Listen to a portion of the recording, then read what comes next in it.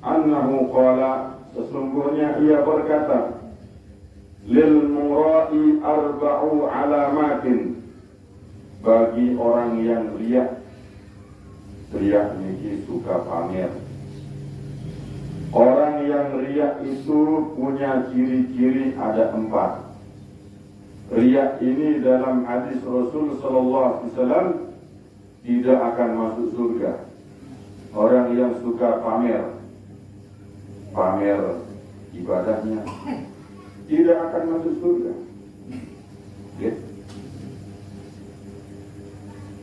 Dia punya tanda, kata Sayyidina Ali, kalau itu ada pada diri kamu, segera berlindung kepada Allah Subhanahu wa taala daripada penyakit riya. Riya ini suka pamer, tidak baik. Riya ini juga punya cabang namanya sum'ah. Sum'ah ini selalu ingin didengar. Dia doang milik terdengar. Lamun ngerawas, jangan lihat pertama datang, jangan ke penutup. Jaga kemang kentok. Sum'ah ini selalu ingin ditaati dan dipatuhi. Tidak pernah mau mengalah. Juara bertahan. Bongok padah. Yang pertama kata Sayyidina Ali, yaksulu idza kana wahdahu. Orang riya itu kalau dia sendiri malas. Lamun dinyakeun mesa di dalam balik malas. Tidak ada yang lihat, dia malas-malasan. Tidak ada di dalam hatinya. Bahkan dalam hadis Rasul, alamatul ikhlas istinasun nas bin nas. Tanda-tanda orang bangkrut di hari kiamat tidak bawa pahala. Nanti orang itu ada orang kata Rasulullah, dia tidak bawa pahala. Padahal di dunia dikenal orang baik. Salat rajin, sedekah rajin, umrah haji Masya Allah, zakat, salat tahajud luar biasa. Tapi ini orang tidak punya pahala. Dia ini tidak punya bawa kebaikan di hari nanti, di hari kiamat. Ketika manusia ditimbang amal baik, amal buruk, tidak bawa pahala. Padahal di dunia dikenal dia orang baik, soleh, luar biasa. Salah satunya alamatul ikhlas istinasun nas bin nas.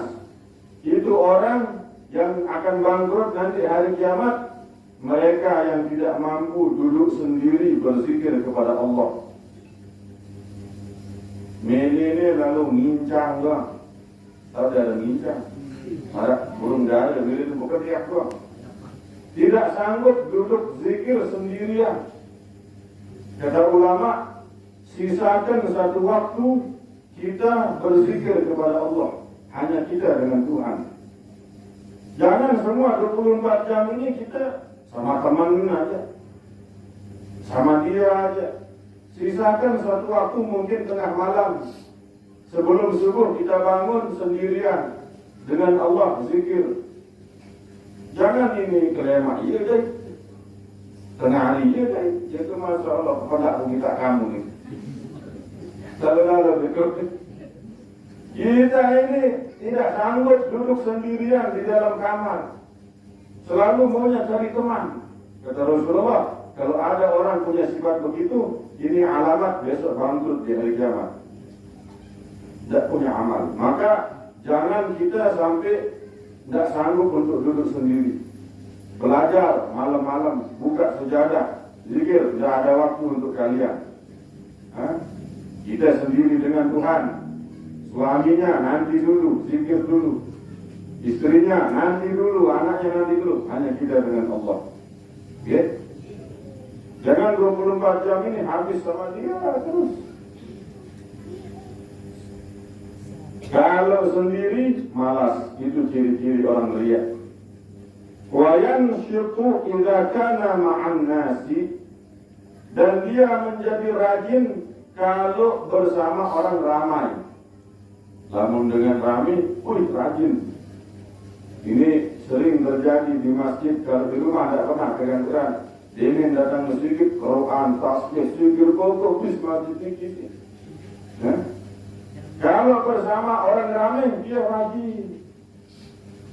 Sungguh macam ini.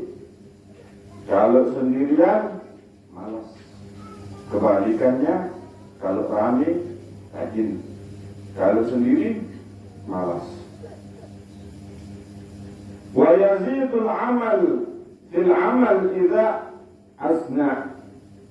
Dan dia kalau dipuji akan bertambah amalnya. Senang dengan pujian.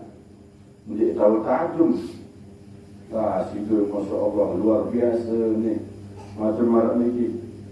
Oh dia masa nyumbang ni. Dia bawa tajum. Nabi harap dia bawa tajum ni tajuman.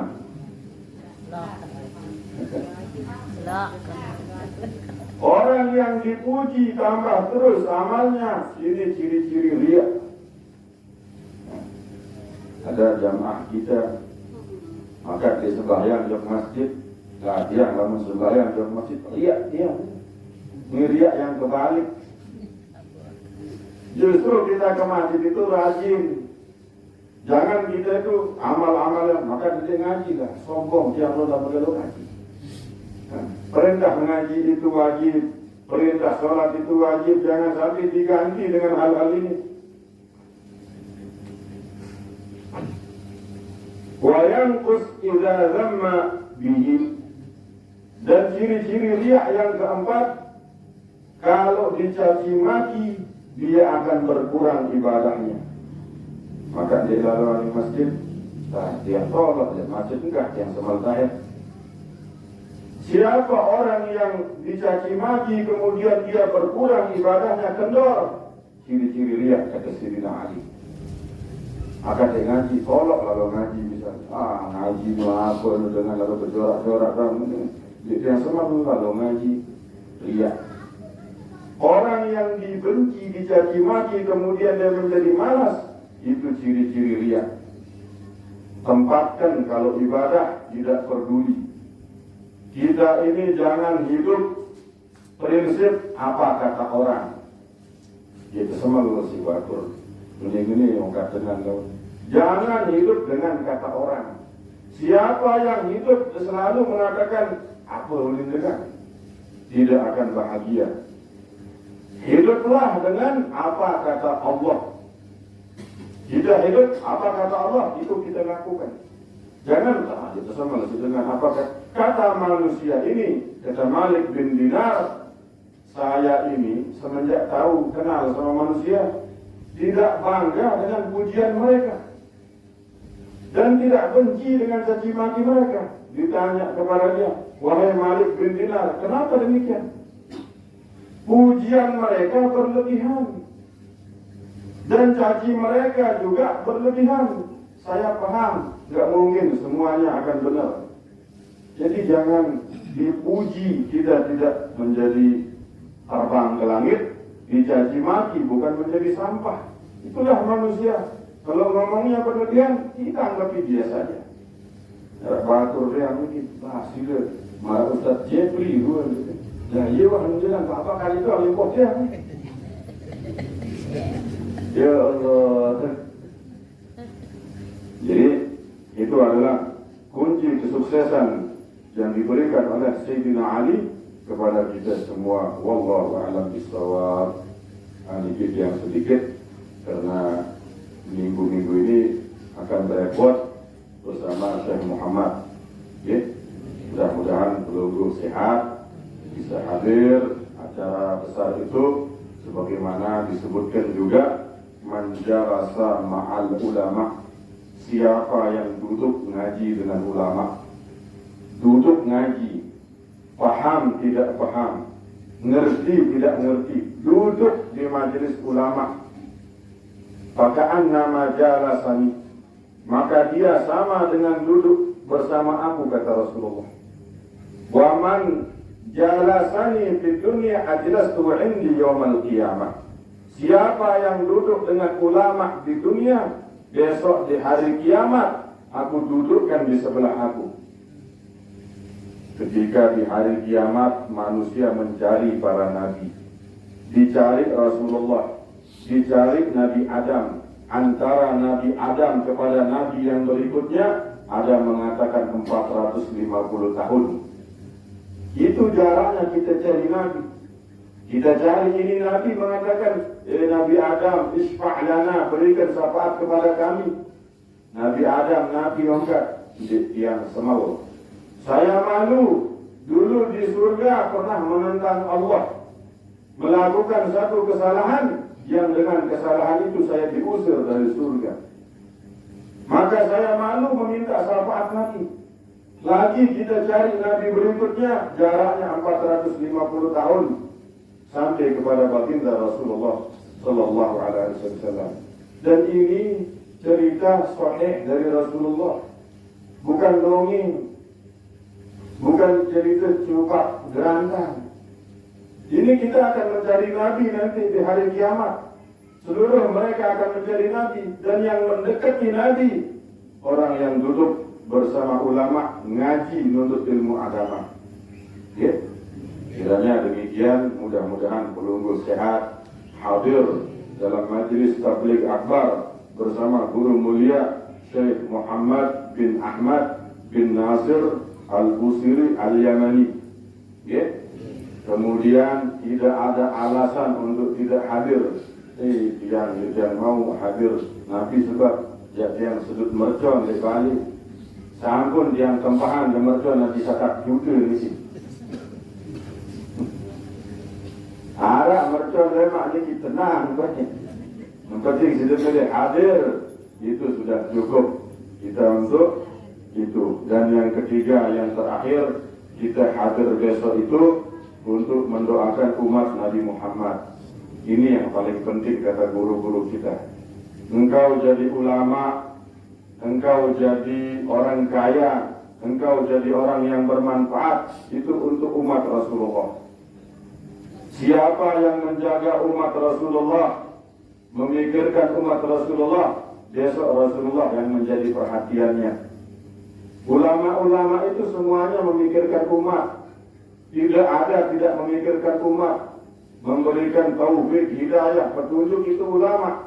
Siang malam tidak ada ulama yang tidak memikirkan umat. Jadi siapa yang memikirkan umat baginda Rasulullah, besok ketika hari rusaknya manusia. Man ahya'a sunnati hina fasadatin nas. Siapa menghidupkan satu sunnah ketika manusia tidak peduli dengan manusia yang lain, maka seolah-olah dia menghidupkan sunnahku dan dia mendapat pahala mati syahid satu. Dalam riwayat 100 mati syahid. Malam tahun baru, malam tahunnya rusak umat Nabi Muhammad dengan luwih mabuk-mabukan, luwih dengan muhadzirat, narkotika. Mohon maaf, banyak anak-anak gadis melepas keperawanan di malam tahun baru, na'udzubillah. Dan ini semua kata Sayyidina Umar bin Khattab yang mengundang murganya Allah, mengundang azabnya Allah, mengundang balaknya Tuhan. Bagaimana dengan satu kampung yang bermaksiat, 2 kampung, 3 kampung? Maka kita besok ini niatnya menjaga umat Rasulullah. Kita berdoa, kita munajat, kita meminta kepada Allah untuk diri kita, untuk keluarga kita, untuk umat baginda Rasulullah Sallallahu Alaihi Wasallam. Kiranya demikian. Mudah-mudahan sebagai tahun mudi insyaAllah. Ya, ada keketuanan ini. Kita tuan dulu. Nabi hukumnya dalam disering sapa, ngebatul saudara, tetangga, hukuman itu Nabi, hukuman. Disebutkan dalam hadis Rasulullah Sallallahu Alaihi Wasallam, la yadkhulul jannata qati'ur rahim. Tidak akan masuk surga orang yang memutuskan tali silaturahim. Itu satu. Yang kedua, di dalam hukum manusia, manusia itu punya perasaan, dia punya hati, dia punya perasaan. Kenapa kamu tidak ditegur, tidak disapa? Mungkin kamu terlalu sakit menyakiti dia. Itu satu. Maka dia sapa. Mungkin kamu terlalu sakit di dalam menyakiti orang. Ngomongmu terlalu tajam, caramu terlalu tajam, sehingga orang sudah tidak mau bergaul dengan kamu. Gitu. Jadi niki masalah berat memang. Nyapa niki tapi sapa saja yang ngembok semua. Nyengkit kesapa, nyengkit nyakitin peduk. Sebaiknya bagaimana? Sebaiknya tinggalkan. Tinggalkan orang yang membuat dirimu sakit. Sayyidina Ali karramallahu wajhah katakan, jangan kamu tinggal di tempat yang kamu bermanfaat buat orang itu. Tidak bermanfaat buat orang, jangan kamu tinggal di situ. Tapi tinggallah di mana kamu dihargai oleh orang. Kalau kamu dihargai, nah di situ tinggal. Tapi kalau kamu cuma sekedar bermanfaat, wah ini bermanfaat, jadi tukang pesilat. Tapi tidak dihargai, jangan tinggal di situ, kata Sayyidina Ali. Tinggallah di tempat yang kamu dihargai oleh orang, tinggal di situ. Jadi itu satu. Yang jadi pentingnya juga, kata ulama pernah berkata, masalah sapa niki intinya maaf. Luka di dalam hati begitu sakit, pedang, luka sahabatannya bisa sembuh. Tapi kalau lisan, kita tidak tahu apakah sudah sembuh apa tidak karena tajamnya mulut. Hati-hati di dalam berucap. Terus kita bagaimana sekarang dia terlalu sakit mengucapkan kata-kata yang sakit. Bagaimana? Kata ulama, kalau dengan memaafkan kamu tambah sakit, jangan dimaafkan. Kemaafan mungkin, tapi maafan nanti ada dia masa baik bangga sih 2 hektar tuh. Maafan gede. Berat. Mau kasih maaf, tapi dia yang ambil tanah kita 2 hektar, rumah kita diambil. Maaf, dia saya sampai reaksi dulu gitu. Ini maaf berat. Kalau memaafkan itu akan membuat kamu tambah sakit, jangan dimaafkan. Bagaimana caranya? Lupakan. Lupakan masalah itu, hatimu akan sembuh. Lama-lama kamu akan maafkan. Tapi kalau tidak memaafkan, belajar untuk melupakan. Memang ini berat. Karena zaman mangkir ini kita sulit jaga kata-kata.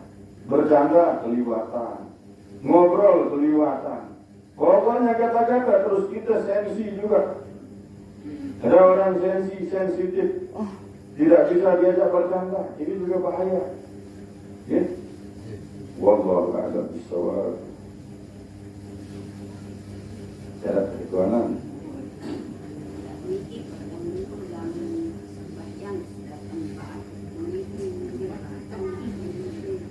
Batok niki tidak membatalkan karena penyakit.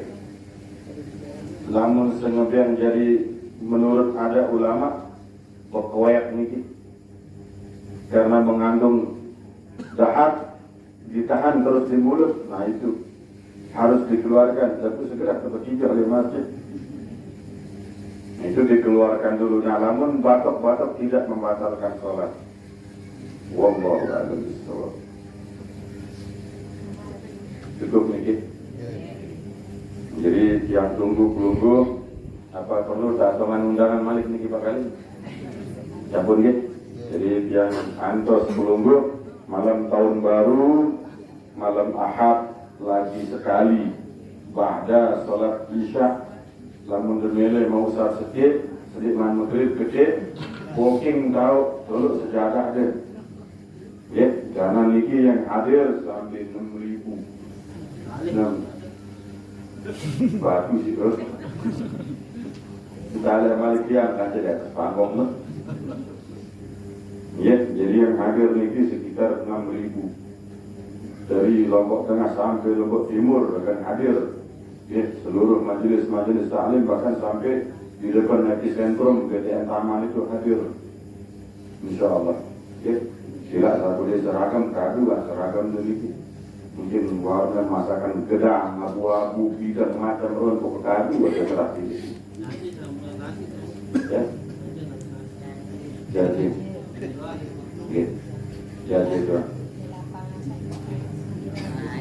Anjir lalu jadi ini.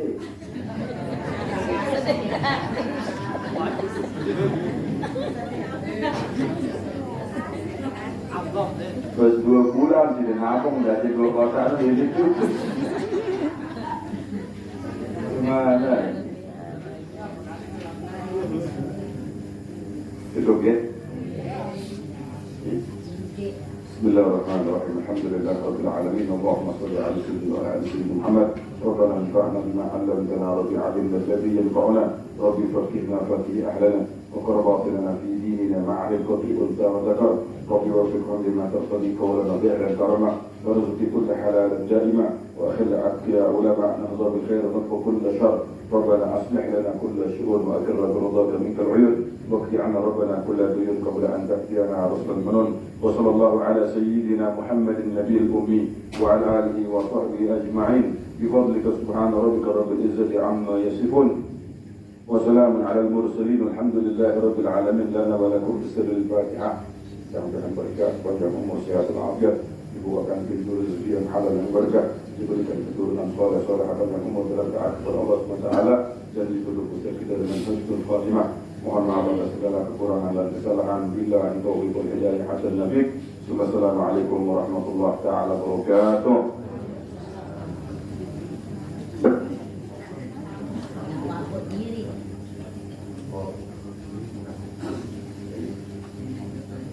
Kemudian demikian surat Al-Fatihah untuk Nabi Haji Muhammad Zaki, mudah-mudahan Allah Ta'ala angkat segala penyakit dan segala kesusahan, dan Allah Ta'ala berikan kesehatan panjang umur dalam sehat wal afiat istiqamah dengan Allah Ta'ala berkat Nabi Muhammad SAW hadratin Nabi Mustafa. Al-Fatihah.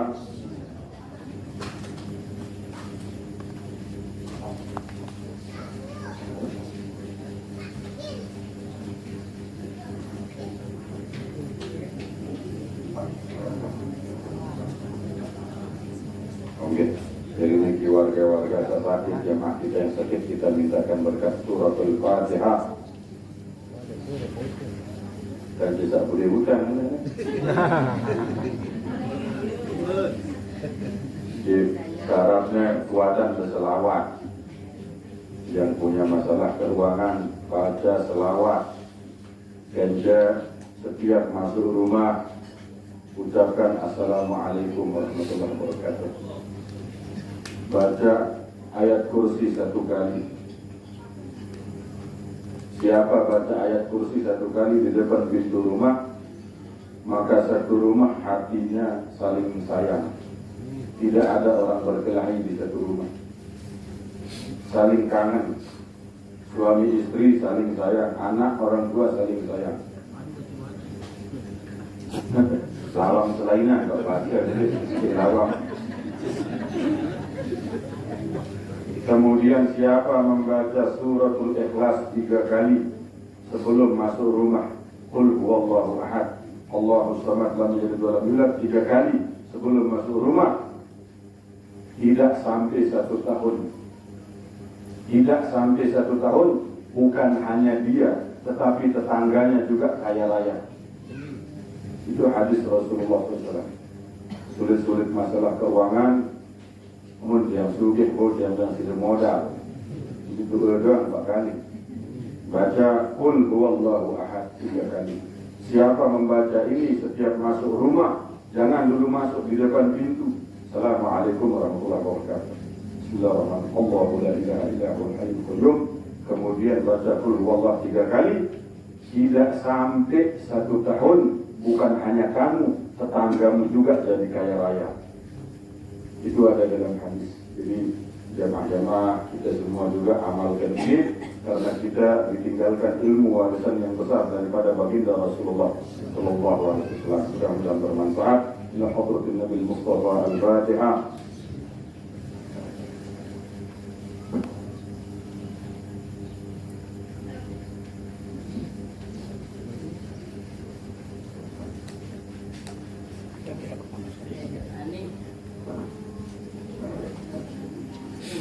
Salat